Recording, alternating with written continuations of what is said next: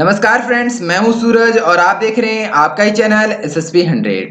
दोस्तों, यदि आप बैंकिंग एंड फाइनेंस से रिलेटेड किसी भी काम में अगर इंटरेस्ट रखते हैं या फिर दोस्तों आप बैंकिंग सेक्टर में जाना चाहते हैं और दोस्तों बैंकिंग का काम करना चाहते हैं, तब दोस्तों आपको बैंक BC लेना चाहिए। दोस्तों, बैंक BC लेकर के बैंक में किए जाने वाले सारे कार्य आप कर सकते हैं। दोस्तों, आज की वीडियो में मैं आपको बताऊंगा कि आप किस प्रकार से बैंक BC ले सकते हैं और दोस्तों बैंक BC लेने के क्या प्रोसेस है और दोस्तों कौन कौन से डॉक्यूमेंट आपको लगेंगे। तो दोस्तों, वीडियो शुरू करने से पहले मैं चाहूंगा यदि दोस्तों आप इस चैनल पर पहली बार आए हैं तो दोस्तों चैनल को सब्सक्राइब कर लीजिएगा और दोस्तों बेल आइकन को प्रेस कर दीजिएगा, जिससे कि दोस्तों लेटेस्ट नोटिफिकेशन आपको मिलती रहे। तो चलिए दोस्तों, ज्यादा देर ना करते हुए वीडियो को शुरू करते हैं।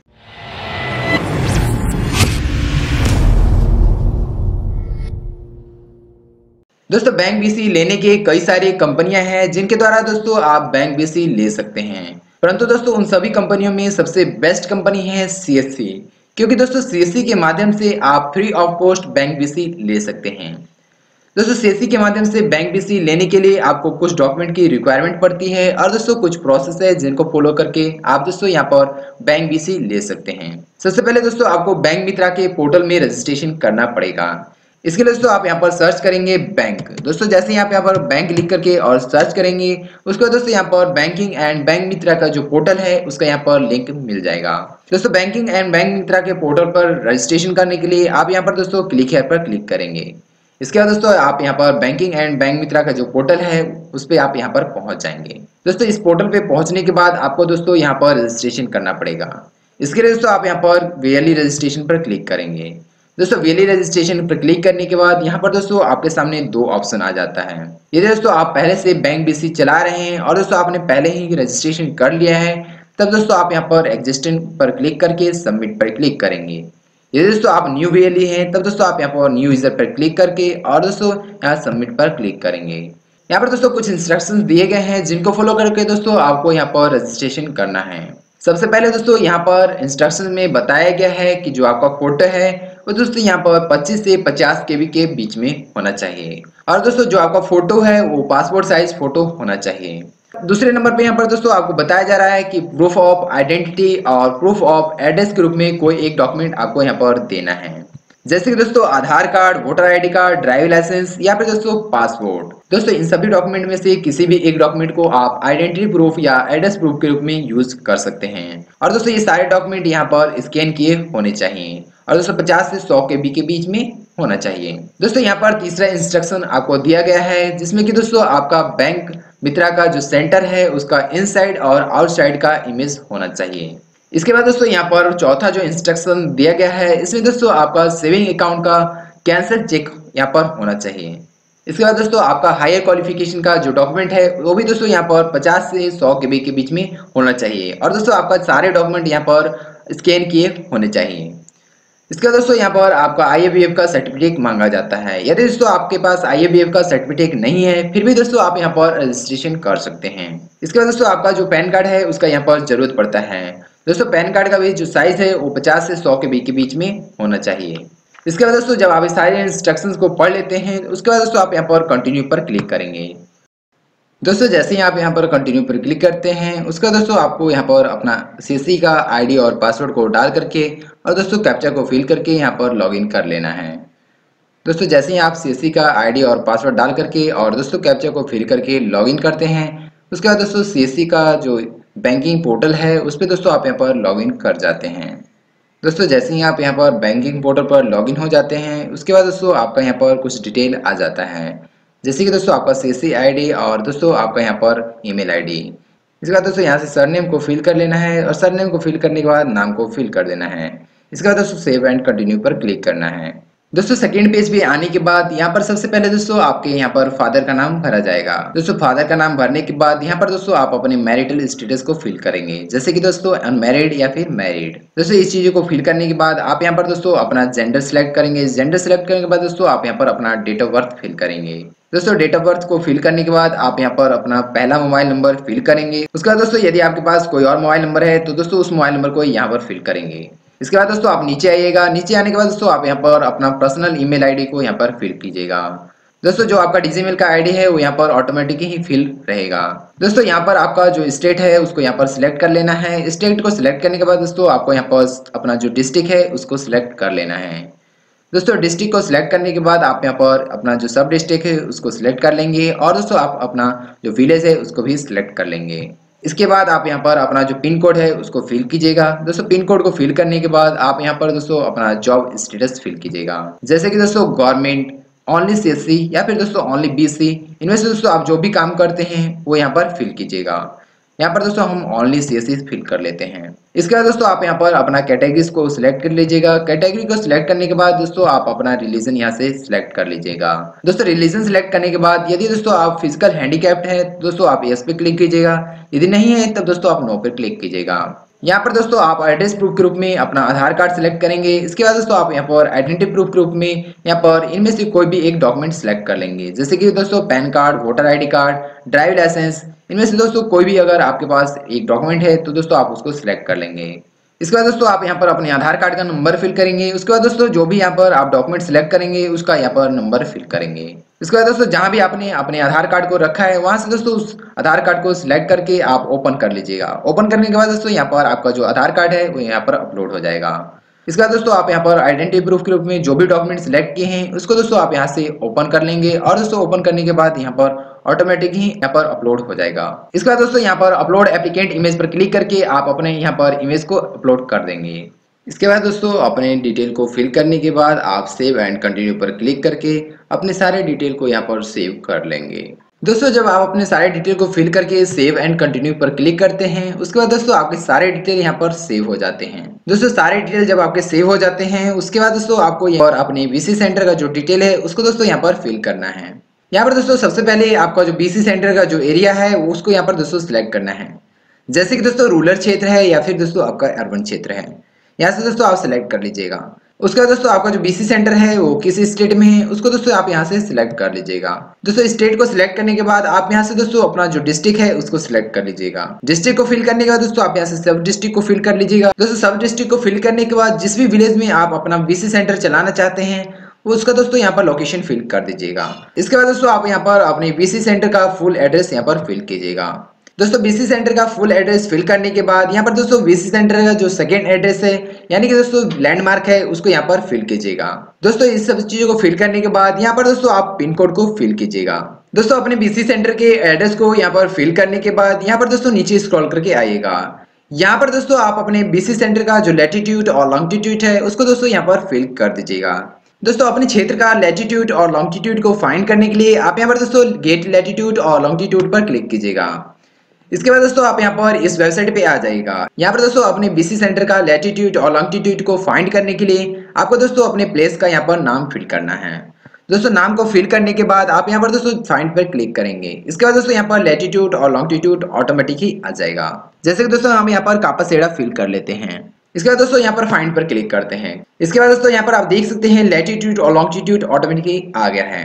दोस्तों जिस भी क्षेत्र में आपका सेंटर पड़ता है उस क्षेत्र का यहाँ पर दोस्तों नाम फिल करने के बाद आज दोस्तों अपने बीसी सेंटर का जो लोकेशन है उस पर दोस्तों इस पॉइंटर को ले जाइएगा। इसके लिए दोस्तों जहां भी आपका सेंटर है वहां पर दोस्तों आपको क्लिक करना है। दोस्तों क्लिक करने के बाद आपका जो सेंटर का यहाँ पर लैटिट्यूड और लॉन्गिट्यूड है वो यहाँ पर ऑटोमेटिक आ गया है। इसके बाद दोस्तों इस लैटिट्यूड और लॉन्गिट्यूड को कॉपी करके आप अपने रजिस्ट्रेशन पोर्टल पर यहाँ पर पेस्ट कर दीजिएगा।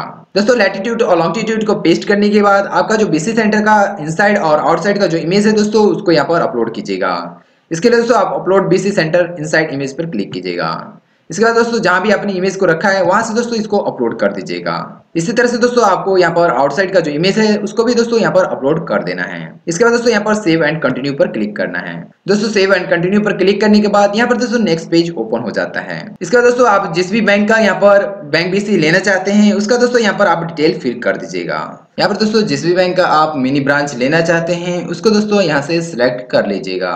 दोस्तों बैंक सिलेक्ट करने के बाद आपके सबसे नियरेस्ट जो ब्रांच होगा दोस्तों उसको आप यहाँ से सिलेक्ट कर लीजिएगा। इसका दोस्तों जो भी आपने बैंक का ब्रांच सिलेक्ट किया है वो दोस्तों आपके सीएससी सेंटर से कितना किलोमीटर दूर है वो दोस्तों आप यहाँ से सिलेक्ट कर लीजिएगा। दोस्तों जब ऊपर में आप अपनी डिटेल को फिल कर देते हैं उसके बाद दोस्तों आप नीचे आइएगा और दोस्तों नीचे आने के बाद आप अपने सेविंग अकाउंट का जो डिटेल है उसको दोस्तों आप फिल कीजिएगा। सबसे पहले दोस्तों आप अपने बैंक का अकाउंट नंबर को फिल कीजिएगा। इसके बाद दोस्तों आप अपने बैंक का आईएफएससी कोड को फिल कीजिएगा। दोस्तों बैंक के आईएफएससी कोड को फिल करने के बाद आप अपने बैंक को सिलेक्ट कीजिएगा। दोस्तों बैंक सेलेक्ट करने के बाद आप अपने बैंक का चेकबुक को अपलोड कीजिएगा। दोस्तों मेरे पास चेकबुक नहीं है तो दोस्तों मैं यहाँ पर अपना जो पासबुक है उसको यहाँ पर दोस्तों अपलोड कर रहा हूँ। दोस्तों जब आप अपने सभी डिटेल को फिल करके और डॉक्यूमेंट को अपलोड कर देते हैं उसके बाद दोस्तों आप सेव एंड कंटिन्यू पर क्लिक कीजिएगा। दोस्तों बीसी सेंटर के डिटेल को फिल करने के बाद यहाँ पर दोस्तों आप अपनी क्वालिफिकेशन डिटेल को फिल करेंगे। यहाँ से दोस्तों आप अपने क्वालिफिकेशन को सिलेक्ट कर लेंगे, जैसे कि दोस्तों यहाँ पर मैट्रिक, बिलो मैट्रिक या फिर दोस्तों डिप्लोमा, इनमें से दोस्तों आपने जो भी कोर्स कर रखे हैं वो यहाँ से सिलेक्ट कर लेंगे। इसके बाद दोस्तों आप यहाँ पर जिस भी इंस्टीट्यूट से आप यहाँ पर क्वालिफाई हुए हैं उसको यहाँ पर फिल कर देंगे। दोस्तों इसको फिल करने के बाद यहाँ पर दोस्तों पासिंग ईयर को फिल कर देंगे और दोस्तों जिस भी स्ट्रीम से यहाँ पर आप पास हुए हैं उसको यहाँ पर फिल कर देंगे। इसके बाद दोस्तों यदि आपके पास आईएबीओ सर्टिफिकेट है तो आप दोस्तों यस पे क्लिक करेंगे, यदि दोस्तों आपके पास नहीं है तो नो पे क्लिक करेंगे। इसके बाद दोस्तों आप यहाँ पर अपना पैन नंबर को फिल करेंगे। दोस्तों पैन नंबर को फिल करने के बाद आप यहाँ पर अपने पैन कार्ड को अपलोड करेंगे। दोस्तों पैन कार्ड को अपलोड करने के बाद आप यहाँ पर दोस्तों अपने क्वालिफिकेशन का जो सर्टिफिकेट है उसको अपलोड करेंगे। दोस्तों क्वालिफिकेशन सर्टिफिकेट को अपलोड करने के बाद यदि दोस्तों आपके पास पुलिस वेरिफिकेशन सर्टिफिकेट है तो दोस्तों यस पे क्लिक करेंगे। इसके बाद दोस्तों आप पुलिस वेरिफिकेशन जो डॉक्यूमेंट है उसको अपलोड करेंगे। इसके बाद दोस्तों पुलिस वेरिफिकेशन का जो डेट है उसको यहाँ पर फिल करेंगे। यदि दोस्तों आपके पास पुलिस वेरिफिकेशन सर्टिफिकेट नहीं है तब दोस्तों आप नो पर क्लिक करेंगे। इसके बाद दोस्तों ये सभी डिटेल को फिल करने के बाद आप सेव एंड कंटिन्यू पर क्लिक करेंगे।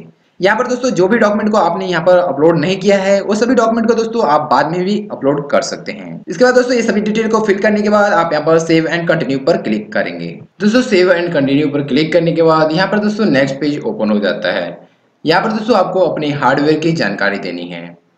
सबसे पहले दोस्तों आपको यहाँ पर कंप्यूटर का टाइप सिलेक्ट कर लेना है, जैसे कि दोस्तों डेस्कटॉप, लैपटॉप या टैब। इसके बाद दोस्तों आपको यहाँ पर नेटवर्क का स्ट्रेंथ सिलेक्ट कर लेना है। यहाँ पर दोस्तों हम वेरी गुड सिलेक्ट कर लेते हैं। यहाँ पर दोस्तों आपको नेटवर्क कनेक्टिविटी का टाइप सिलेक्ट कर लेना है। यहाँ पर दोस्तों हम मोबाइल सिलेक्ट कर लेंगे। मोबाइल सिलेक्ट करने के बाद दोस्तों यहाँ पर हम नेटवर्क सर्विस प्रोवाइडर का यहाँ पर नाम सिलेक्ट कर लेंगे। इसके बाद दोस्तों आपको यहाँ पर अपने फिंगरप्रिंट डिवाइस का नाम सिलेक्ट कर लेना है। इसके बाद दोस्तों आप यहाँ पर अपने फिंगरप्रिंट डिवाइस का मॉडल नंबर को फिल करेंगे।